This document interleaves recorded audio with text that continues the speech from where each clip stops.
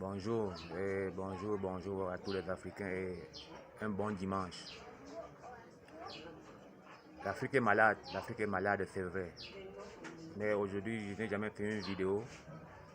Mais j'ai fait cette vidéo particulièrement pour la RDC. Je vous rappelle que je suis Camerounais. Et je suis l'enseignement de Nlongi'A Kôngo, Nsemi depuis plus de 10 ans. J'ai lu ses livres de tous côtés. Tout ce qu'il écrit depuis le Cameroun, je le suis très bien. Mais les frères de la RDC sont en train de dormir, sont en train de rêver. Ils ne comprennent pas l'enjeu de ce pays-là.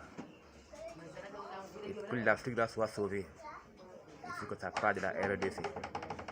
Et le seul homme capable à résoudre ce problème, si les Africains peuvent comprendre son enseignement particulier de la RDC, nous serons sauvés. Je vois beaucoup de journalistes, vous traitez moi de Nsemi, des tribalistes, de tout et de rien, mais je vous rappelle que je suis Camerounais. Et depuis au Cameroun, je suis ses enseignements, de très près. Les coups bas contre lui, nous suivons. L'injustice, ça se voit.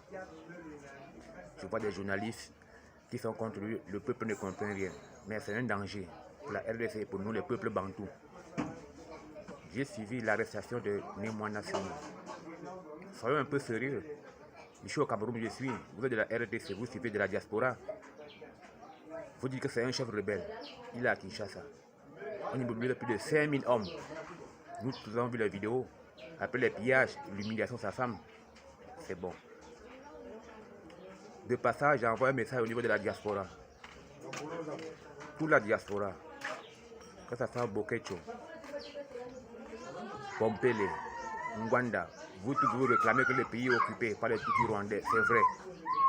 Vous demandez, il faut libérer le pays, c'est vrai. Mais pour libérer ce pays-là, il faut un homme sur le terrain.